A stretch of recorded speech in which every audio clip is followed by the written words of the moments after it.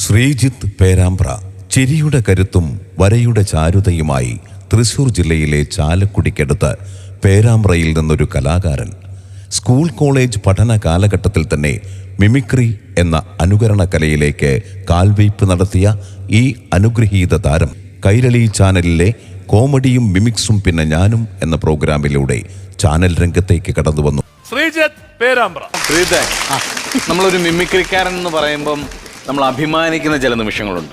അങ്ങനത്തെ ഒരു നിമിഷമായിരുന്നു സത്യം പറഞ്ഞ ശ്രീജിത്ത് ഇപ്പൊ തന്നത്. കോമഡിയുടെ ആദ്യ റിയാലിറ്റി ഷോയായ ഏഷ്യാനെറ്റ് വോഡഫോൺ കോമഡി സ്റ്റാർസിൽ മത്സരാർത്ഥിയായി നിരവധി എപ്പിസോഡുകൾ പിന്നിട്ടു. എനിക്ക് തോന്നുന്നു മിമിക്രി എന്ന കലാരൂപത്തെ വേറെ തലത്തിലേക്ക് എത്തിച്ചിരിക്കുന്ന ഒരു കലാകാരനാണ് ഇദ്ദേഹം. മിമിക്രിയുടെ പുണ്യം എന്ന് വേണമെങ്കിൽ തന്നെ പറയാം. മലയാളത്തിന്റെ ജനപ്രിയ നായകൻ ദിലീപിന്റെ അപരനായി അറിയപ്പെടുകയും അദ്ദേഹത്തോടൊപ്പം നിരവധി പ്രോഗ്രാമുകളിൽ പങ്കെടുക്കുകയും ചെയ്തു. പൊന്നിൽ കുളിച്ചു നിന്നു ചന്ദ്രികാവസന്തം. ആദ്യം കണ്ടപ്പം എനിക്ക് തോന്നിയ എന്താന്നറിയാം, ഒരു 25 വർഷം മുമ്പ് ദിലീപിനെ കണ്ട ഒരു ഓർമ്മ. മിമിക്രിയോടൊപ്പം ചിത്രരചനയിലും ശ്രദ്ധ കേന്ദ്രീകരിച്ച ഈ കലാകാരൻ ആ കഴിവ് വേദികളിലേക്ക് എത്തിച്ച് ലൈവ്സ് ആൻഡ് ആർട്ട് എന്ന പേരിൽ അവതരിപ്പിച്ചു വരികയാണ്.